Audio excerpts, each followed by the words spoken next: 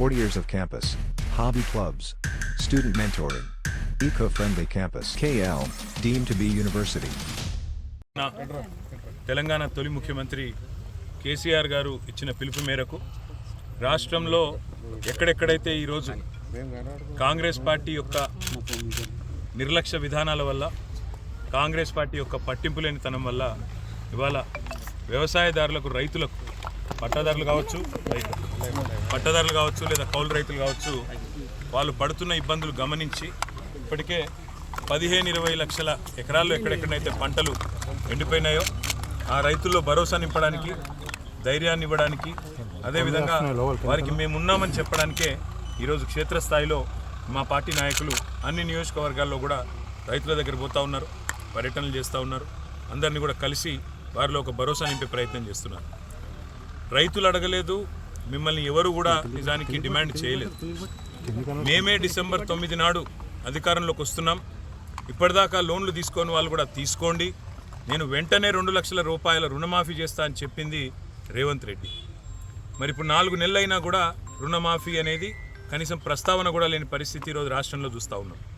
రుణమాఫీ చేయకపోగా బ్యాంకుల ద్వారా ఇవాళ రైతులకు లీగల్ నోటీసులు ఇచ్చి మీరు కడతారా సస్తారా అని మెడ మీద కత్తి పెట్టినట్టు వ్యవహారం మరొక దిక్కు చూస్తూ ఉన్నాం. ఇంకా దుర్మార్గం ఏంటంటే కేసీఆర్ గారు ఆనాడు 7,000 కోట్ల రూపాయలు తాను అధికారం నుంచి ఎలక్షన్లకు ముందు దిగిపోయే ముందు రైతుల కోసం, యాసంగి పంట కోసం 7,000 కోట్లు మరి రైతు బంధు కోసం పెట్టిపోతే ఇవాళ ఆ మొత్తాన్ని కూడా, ఆ సొమ్మును కూడా రైతులకు ఇవ్వకుండా, రైతులకు ఇప్పటి వరకు రైతు బంధు ఇవ్వకుండా కాంట్రాక్టర్ల ఖజానాలు నింపడానికి, కాంట్రాక్టర్లకు పేమెంట్లు చేయడానికి ఒక చిల్లర వ్యవహారానికి కూడా తెరదీసింది ఈ కాంగ్రెస్ ప్రభుత్వం. ఈ అన్నింటికీ మించిన దుర్మార్గం ఏంటంటే ఇవాళ నిజంగా కూడా రైతులను చూస్తే గోస అనిపిస్తున్నది. ఇక్కడ నేను కలిసిన రైతు పేరు పరశురాములు గారు.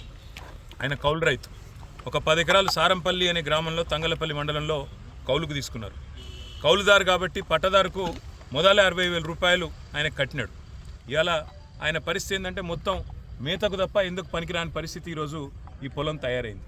ఇవాళ నిజంగా కూడా సిరిసిల్ల జిల్లాలో, రాజన్న సిరిసిల్ల జిల్లాలో ఈ పరిస్థితి వచ్చిందంటే ఇది కాలం తెచ్చిన కరువు కాదు, ఇది కాంగ్రెస్ తెచ్చిన కరువు. ఈ మాట నేను స్పష్టంగా ఎందుకంటున్నా అంటే పోయిన సంవత్సరం ఇదే సమయంలో ఆనాడు కాళేశ్వరం నీళ్లతో మరి మేడిగడ్డ నుంచి నీళ్ళెత్తిపోసి మిడిమానేరు నింపి, మిడిమానేరు నుంచి అన్నపూర్ణ, ఆ పైకి రంగనాయక సాగర్, అక్కడి నుంచి జిల్లెల చెరువు, ఆడికెళ్ళి కింద ఉండే ఈ మొత్తం ఈ గ్రామాలన్నింటిలో కూడా సారంపల్లితో సహా, నేరేళ్లతో సహా, రామచంద్రాపూర్తో సహా, చిన్నలింగాపూర్తో సహా ఈ గ్రామాలన్నిటికీ నీళ్ళు ఇచ్చింది ఆనాడు కేసీఆర్ ప్రభుత్వం. కానీ ఈరోజు రేవంత్ రెడ్డి వచ్చిన తర్వాత మేడిగడ్డలో 3 పిల్లర్లు కుంగిపోతే ఆయనకు 3 నెలలు 4 నెలలు ఇంకా కూడా ఆ 3 పిల్లర్లను రిపేర్ చేసేందుకు టైం సరిపోతలేదు. ఇలా 3 పిల్లర్ల దగ్గర ఒక కాఫర్ డ్యామ్ కట్టి నీళ్లను ఇలా కిందికి ఉత్తగా సముద్రంలోకి వేస్ట్గా పోతున్న నీళ్ళని పట్టుకొని నీళ్లు కనుక పైకి పంపింగ్ చేసింటే, ఈ 3 నెలల్లోనే ఆ పని చేసింటే ఇవాళ ఈ రైతుల పొలాలు ఎండకపోయిన మాట వాస్తవమా కాదా ఆలోచించమని చెప్పి నేను కోరుతున్నా. అందుకే నేను అనేది ఇది కాలం తెచ్చిన కరువు కాదు, ఇది కాంగ్రెస్ తెచ్చిన కరువు. కాళేశ్వరం మీద కడుపు మంటతో, కేసీఆర్ మీద కడుపు మంటతో మేడిగడ్డ రిపేర్ చేయకుండా 3 నెలలుగా నిర్లక్ష్య వైఖరి అవలంబించినందుకే ఇవాళ ఈ పొలాలు ఎండిపోయే పరిస్థితున్నది. 15-20 లక్షల ఎకరాల్లో ఇవాళ రైతులు బాధపడే పరిస్థితున్నది. నా పక్కనే ఉన్న పరశురాములు గారు కౌలు రైతు. మరి రేవంత్ రెడ్డి చెప్పిండు కౌలు రైతులకు కూడా రైతు భరోసా ఇస్తా, రైతు కూలీలకు కూడా పైసలు ఇస్తా అన్నాడు. రుణమాఫీ లేదు, కౌలు రైతులకు పైసలు లేదు, రైతు కూలీల ముచ్చటనే లేదు. ఆఖరికి ముఖ్యమంత్రికి పంట పొలాలకు వచ్చి రైతులను పరామర్శించే తీరిక లేదు.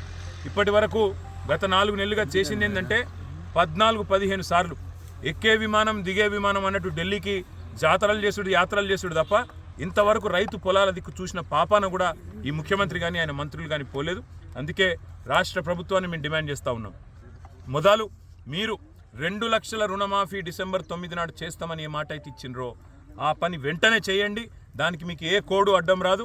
అవసరమైతే ఎన్నికల కమిషన్కు ప్రత్యేకంగా లేఖ రాయండి. ఇది మా ఎన్నికల హామీ, వెంటనే నెరవేర్చాలనుకుంటున్నాం. మేము ఈ వెంటనే చేసి రైతుల్లో భరోసా నింపాలనుకుంటున్నాం. ఇప్పటికే దాదాపు 200 మంది రైతులు ఆత్మహత్యలు చేసుకున్నారు. కాబట్టి ఈ విషయంలో ప్రభుత్వం వెంటనే స్పందించాలనేది మొదటి డిమాండ్. రెండవది, ఖచ్చితంగా ఈ ప్రభుత్వం చేయవలసింది మీరిచ్చిన మాట ప్రకారం రైతు భరోసా ఏదైతే 15,000 రూపాయలని మీరు చెప్పినరో, కేసీఆర్ 10,000 ఇస్తుండు, నేను 15,000 ఇస్తా అన్నావు. ఆ 15,000 కూడా ఇచ్చి మీరు మాట నిలబెట్టుకోవాలనేది రెండో డిమాండ్. మూడవది ముఖ్యమైనది, కౌలు రైతులకు రైతు కూలీలకు పైసలు ఇస్తా అన్నావు, వెంటనే ఇవ్వాలని చెప్పి కూడా మేము డిమాండ్ చేస్తూ ఉన్నాం. మరిన్ని వీడియోస్ కోసం ఛానల్ ని సబ్స్క్రైబ్ చేయండి, లేటెస్ట్ అప్డేట్స్ కోసం వాట్సాప్ ఛానల్ ని ఫాలో చేయండి అండ్ లింక్ డిస్క్రిప్షన్ లో ఉంది.